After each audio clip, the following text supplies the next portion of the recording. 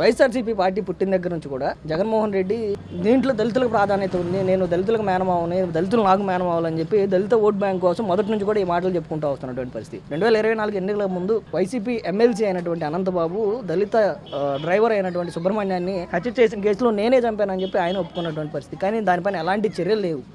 ఈ మధ్యకాలంలో కొత్తగా దానిపైన దర్యాప్తు సంస్థలు చేసినటువంటి ఇన్వెస్టిగేషన్లో ఇద్దరు భార్యాభర్తలు కలిసి చంపేశారని చెప్పి దర్యాప్తు సంస్థలు చెప్తా ఉన్నటువంటి పరిస్థితి. కనీసం దీనిపైన కూడా ఇప్పటికీ స్పందించట్లేదు. అసలు ఏంటి దళితులకి ఇచ్చే ప్రాధాన్యత?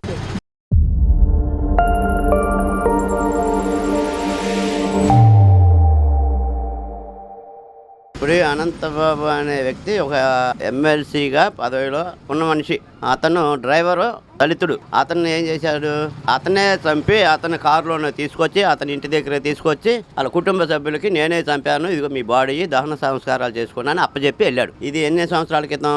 అతను అధికారంలో ఉన్న టైంలో 4 సంవత్సరాల క్రితం జరిగింది. ఆ 4 సంవత్సరాల క్రితం జరిగితే ఇప్పుడు దర్యాప్తు ప్రారంభంలో కూడా రెండో ముద్దాయిగా ఈవిడ కూడా ఇలా ఆవిడ ఉందని ముద్దాయిగా ఉందని నిర్ధారించిన తర్వాత పరారీలో ఉన్నారు. పరారీలో ఉండి ఇవాళ అసెంబ్లీకి వచ్చాడు. ఏ రకంగా ఈయన ప్రోత్సహిస్తున్నాడు జగన్ బాబు?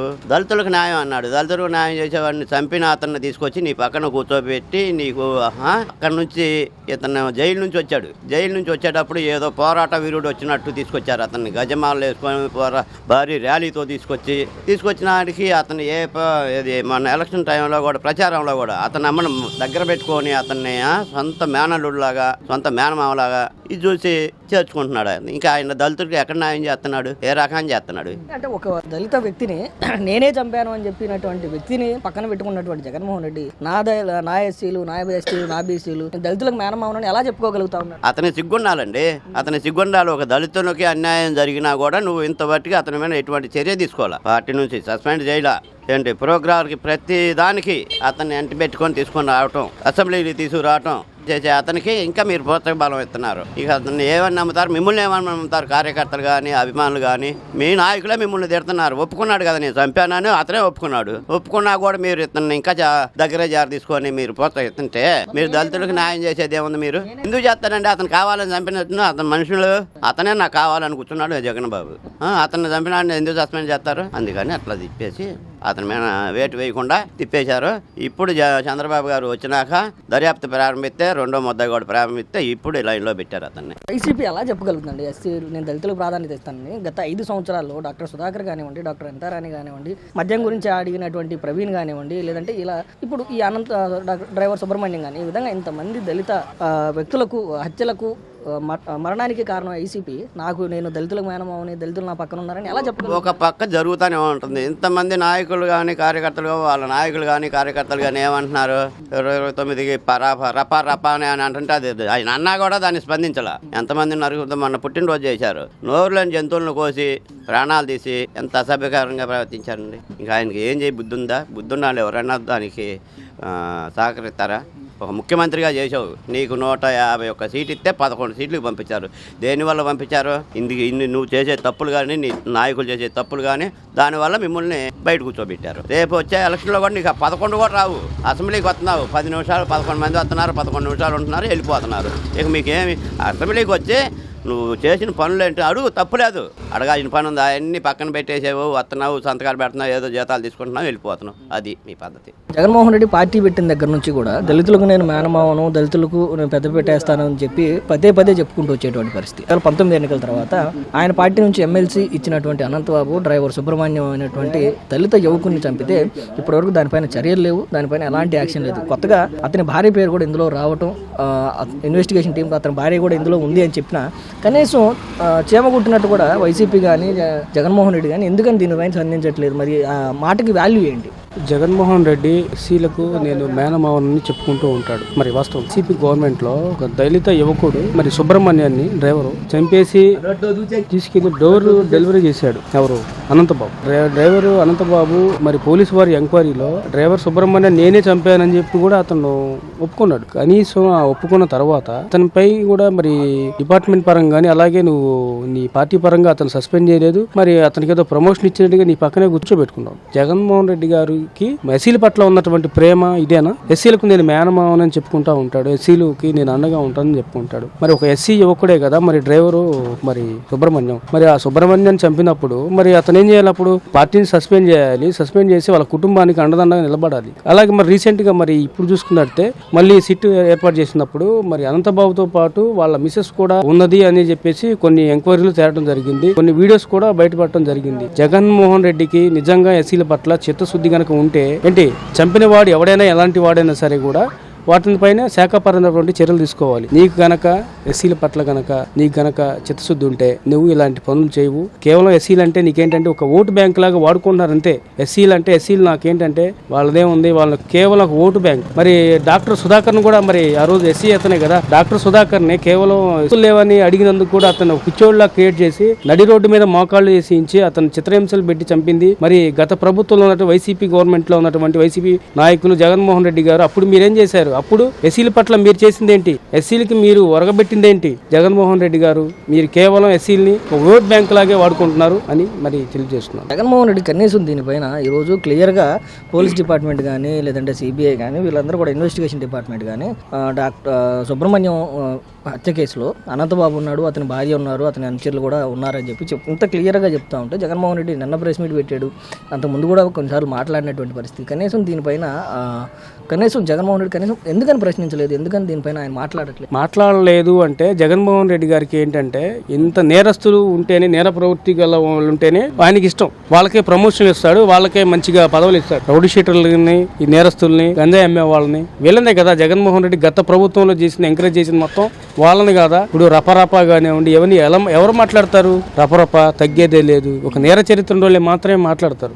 వాళ్ళ మనసు గాని వాళ్ళ మాటలు గాని మొత్తం కూడా నేర చరిత్ర ఉండవాళ్లే అట్లా కఠినంగా మాట్లాడతారు. ఏంటి రాష్ట్రంలో ఉన్న యువతని ఏంటంటే రెచ్చగొట్టి రాష్ట్రంలో శాంతి భద్రతలను మొత్తం కూడా నాశనం చేయాలన్న ఆలోచన మాత్రం జగన్మోహన్ రెడ్డికి ఉంది. దళితులకు మేనమానం చెప్పుకునేటువంటి జగన్మోహన్ రెడ్డి ఒక దళిత డ్రైవర్ అయినటువంటి వీధి సుబ్రహ్మణ్యాన్ని చంపినటువంటి కేసులో ఎమ్మెల్సీ అనంతబాబు ఇప్పుడు కొత్తగా అతని భార్య పేరు కూడా ఇన్వెస్టిగేషన్ లో రావడంతో దళితుడు అయినటువంటి సుబ్రహ్మణ్యం చంపినటువంటి కేసులో కనీసం జగన్మోహన్ రెడ్డి గారు నిన్న ప్రెస్ మీట్ పెట్టినప్పుడు సందర్భంలో కానీ లేదంటే పార్టీ నాయకులు కానీ కనీసం ఎందుకని స్పందించడం లేదు అనంతబాబు పైన? ఇప్పుడు స్పందించేవాడైతే ఆ రోజు వాళ్ళ గవర్నమెంట్ ఉందండి, వాళ్ళ గవర్నమెంట్ ఉండరు బట్టి ఆ పోలీసు వాళ్ళు మేనేజ్ చేసి వాళ్ళ భార్య పేరు రాకుండా అతను ఒక్కడిని, అది కూడా జనం ఉద్యమం చేయబట్టి అదేనా అరెస్ట్ చేయడం జరిగింది. అప్పుడు లేదనుకో అది కూడా ఉండేది కాదు. ఇప్పుడు జగన్మోహన్ రెడ్డి నేర చరిత్ర ఏందండి, అదే కోణంలో వాళ్ళ ఎమ్మెల్సీ నడిచాడు.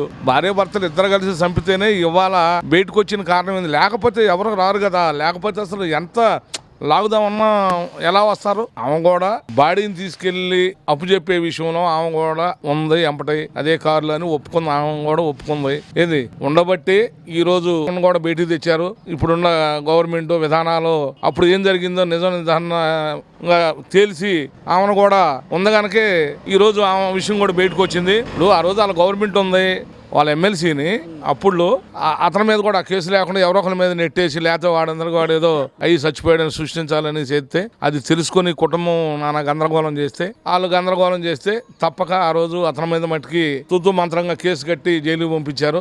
ఈ రోజు అదంతా బయటికి తీస్తే వీళ్ళ వల్ల నలుగురు అధికారులు సస్పెండ్ అయ్యారు.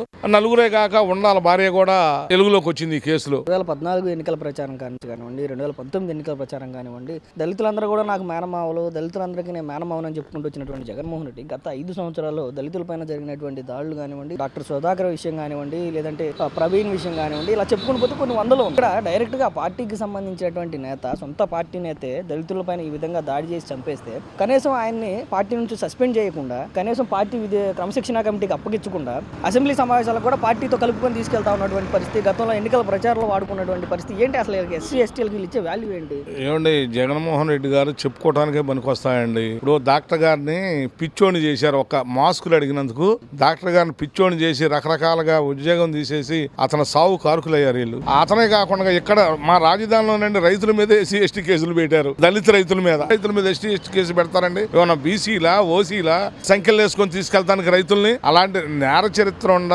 జగన్మోహన్ రెడ్డి గారు నేర చరిత్ర ఉండ వాళ్ళని డిగ్రీ తీసి ఇంకా చేయండి అని ప్రోత్సహించాడు తప్పితే వాళ్ళని ఎక్కడ ఖండించడం గానీ ఒక పదవి చేస్తున్నాడు అనుకో తొలగించడం గానీ ఏమి వాళ్ళ మీద చర్య తీసుకోవడం గానీ వాళ్ళ గురించి మాట్లాడటం గానీ ఎంత నేర చరిత్ర చేస్తే అంత డిగ్రీ తీశాడు తప్పితే ఇతను ప్రత్యేకంగా చెప్పుకోవాల్సిన విషయాలు ఏమి లేవండి. ఈ రాష్ట్ర ప్రజలందరికీ తెలుసు ఏం చేశాడు జగన్మోహన్ రెడ్డి. దళితులకు కూడా తెలుసండి. మా మేనమామలో దళితులని చెప్పుకున్న జగన్మోహన్ రెడ్డి దళితుల్ని ఎంతమందిని ఎన్ని రకాలుగా అరెస్ట్ చేశాడు, ఎంతమంది సావు కారుకులయ్యారో, ఎన్ని భూములు లాగేసుకున్నారో దళితులు, ఇవన్నీ దళితులకు కూడా తెలుసండి. దళితులు తెలియక పట్టే 11 సీట్లకి పరిమితం చేశారు. ఇప్పటికే దళితులు నాతోనే ఉన్నారు, దళితులంతా కూడా నాకే సపోర్ట్గా ఉన్నారు, దళితులకి పెద్ద దిక్కుగా నేను ఉన్నానని చెప్పి మాట్లాడుతున్నాడు.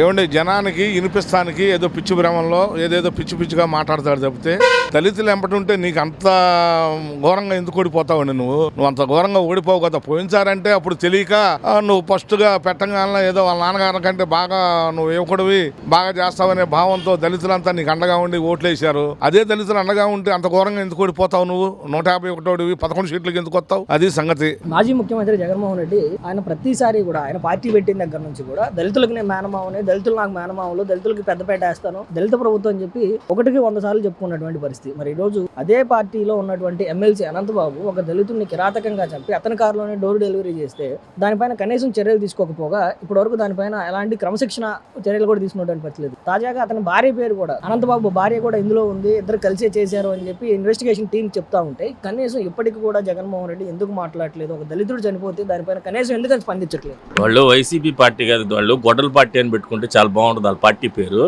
అతను అనంతబాబు అనే అతను ఎస్సీ అతను చంపేసి ఇంటికి తీసుకొచ్చి డోర్ డెలివరీ చేస్తే అతను ఒప్పుకొని నేను చేశానని ఒప్పుకొని స్టేషన్కి వెళ్ళి లొంగిపోయి అతను బెయిల్ మీద బయటకు వస్తే ఈ వైసీపీ శ్రేణులు ఆయన ఏదో ఉద్ధరించి దేశానికి ఏదో సేవ చేసి బయటకు వచ్చినట్టు దండలేసి ఊరేగింపుగా తీసుకొచ్చి ఊళ్ళో ఊరేగిచ్చారు. మళ్ళీ బయటకు వచ్చి జగన్మోహన్ రెడ్డి ఏమని చెబుతాడు? దళితులు మా మేనమావలు, ఎస్సీలు మా మేనమావలు అని చెబుతాడు. ఒక సుధాకర్ అనే డాక్టర్, ఎంబీబీఎస్ చదువుకున్న డాక్టర్, గవర్నమెంట్ డాక్టర్ నాకు మాస్క్ లేదని ఒక్క మాట అడిగినందుకు ప్రెస్ మీట్ పెట్టి చెప్పినందుకు అతను ఎలా హింసించి రోడ్డు మీద గుండు కొట్టించి చేతులు ఇరిసి ఎలా చంపించారో మనం దగ్గరగా చూసాం. అక్కడి నుంచి స్టార్ట్ అయిన వైసీపీ వాళ్ళ అరాచకాలు. ఒక ఎస్సీ కుర్రోడు బీర్ బాటిల్ ఇట్లా కల్తీ వస్తుందని ఒక వీడియో పెడితే అతను చంపేసి ఆత్మహత్యగా చిత్రీకరించిన చరిత్ర వైసీపీ పార్టీ వాళ్ళదే. వైసీపీ అని కాదు, గొడ్లని పెట్టుకుంటే బాగుంటది. అతను సీమరాజు అతను చెప్తాడు చూడు, మాకు పవన్ కళ్యాణ్కి బిరుదిచ్చారు మాకెందుకు ఏమన్నట్టు కట్టా చెప్పాడు. అతను వైసీపీ కార్యకర్త కట్టా చెప్పాడు.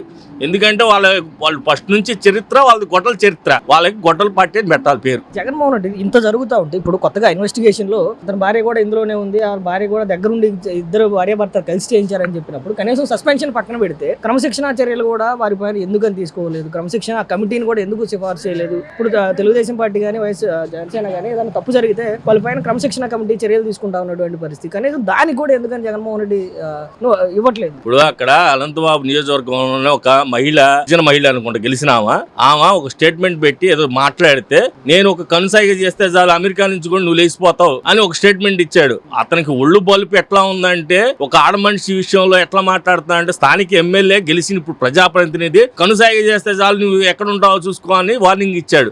వాళ్ళ నిన్న వీడియో కూడా తీశారు బయటకు, అది సీసీ ఫుటేజ్లు తీస్తే వాళ్ళ ఆవిడ కూడా ఆ కారులో కూర్చొని ఉంది.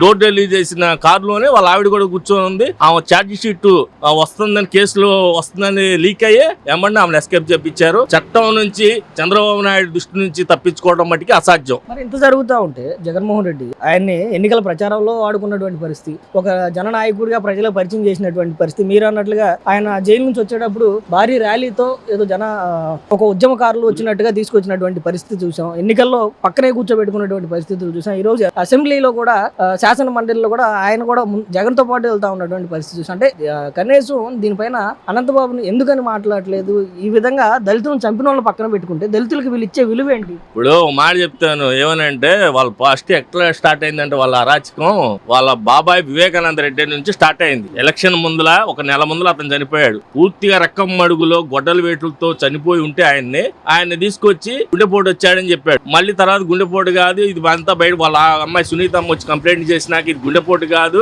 ఇది చంద్రబాబు నాయుడు చేసిన హత్య, నారావు నరకాసుర చరిత్ర అని చంద్రబాబు నాయుడు మీద దోశాడు. అది చేసింది ఎవరు? అవినాష్ రెడ్డి వాళ్ళ ఫ్యామిలీ మొత్తం ఉన్నారని అప్రూవర్ గా మారిన అతను మొత్తం చెప్పాడు. అయినా కానీ వాళ్ళ మీద చర్యలు ఏడుండే? సిబిఐకి వెళ్ళిన కేసు, సిబిఐ అవినాష్ రెడ్డిని అరెస్ట్ చేయడానికి వస్తే వాళ్ళని అడుగడుగున గూండాలను పెట్టి అడుగడుగున వాళ్ళని అడ్డంకి తగిలిచి సిబిఐని పారిపోయేటట్టు చేసిన చరిత్ర జగన్మోహన్ రెడ్డిది. అదేమంటే అంటారు ఢిల్లీని ఢీకొట్టిన చరిత్ర మా ఢిల్లీని కాదయా నువ్వు ఢీకొట్టింది, ఎస్సీలని అనగదొక్కావు, వాళ్ళని బీభత్సం చేసావు. ఒక సుధాకర్ హత్యతో పాటు అనంతబాబు చేసిన హత్య, అలాగే చిత్తూరు జిల్లాలో ఒక బీర్ బాటిల్ కల్తీ జరిగిందని చెప్తే ఆ కుర్రోడిని ఎంత ఇచ్చి వాడిని ఎలా అరేంజ్మెంట్ చేశారో మీరు చూసుకోవచ్చు. అది వైసీపీ వాళ్ళ చరిత్ర. మరి ఇప్పటికీ జగన్మోహన్ రెడ్డి చెప్తా ఉంటాడు కదా, నేను దళితులకు మేనమావని, దళితులు అందరూ కూడా నా పక్కనే ఉన్నారు, దళితులకు నేను పెద్దపీట వేస్తాను, దళిత సామాజిక వర్గాలన్నీ కూడా నన్నే నమ్ముతా ఉన్నాయి, దళితులకు న్యాయం చేయాలంటే నేనే ఉండాలి అని చెప్పి చెప్తా ఉంటాడు. ఒక దళితుడిని చంపి నేనే చంపానని ఒప్పుకున్నటువంటి వ్యక్తిని పక్కన పెట్టుకొని తిరిగేటువంటి జగన్మోహన్ రెడ్డి దళితులకు ఏం న్యాయం చేస్తాడు? దళితులకు మేనమామ అని ఎందుకు అంటాడంటే వాళ్ళని పక్కన పెట్టుకొని అరాచకాలు చేపించడానికి వాళ్ళని మేనమామ అని చెప్పుకుంటాడు. ఇదే ప్రాంతంలో పోయినసారి ఎంపీ ఒక అతను ఉన్నాడు, మన పక్కనే గెలిచిన అతను ఎస్సీ అతను చంద్రబాబు నాయుడు ఎంత గొప్ప వ్యక్తి, ఆయన వస్తే ఆయన మీద చెప్పులు ఇరిసిన చరిత్ర వాళ్ళది. కనీసం జగన్మోహన్ రెడ్డి వాళ్ళు వస్తున్నాడు బయటికి ఎక్కడన్నా వస్తే ఎక్కడన్నా కానీ టీడీపీ కార్యకర్తలు కానీ నాయకులు కానీ ఎవరైనా అడ్డం తగులుతున్నారా? ఎవరికన్నా? నారా లోకేష్ అని అతను పాదయాత్ర చేస్తున్న ఎన్ని అడ్డంకులు సృష్టించాడు? ఏమి లేదు. ఒక కులం వచ్చినప్పుడు ఆ కులాన్ని పెట్టి తిట్టించి వాళ్ళని అన్పాపులర్ చేయటం, వాళ్ళకి కులముద్ర పార్టీ అది. అనంతబాబు హత్య చేసి వచ్చి డోల్ డెలివరీలు ఇస్తే కనీసం అతన్ని క్రమశిక్షణ కమిటీ వేసి పార్టీ ఏం చర్య తీసుకుంది మటుకు లేదు. అతను పక్కన జగన్మోహన్ రెడ్డి పక్కన వచ్చి కూర్చుంటాడు. ఎట్లా కూర్చుంటాడు? ఒక ఎస్సీని హత్య చేసిన అతను తీసుకొచ్చి నువ్వు ఎట్లా పక్కన కూర్చోబెట్టుకుంటావు? అతనితో వాడు భోజనం తింటాడు, శబాష్ అని చేయి కొడతాడు, ఇంకా ప్రోత్సహిస్తాడు. ఇంకా ఇట్లాంటి చేయండి మీరు చేస్తేనే మన పార్టీ కూడా అధికారంలో ఉంటుందని ప్రోత్సహిస్తాడు అనమాట.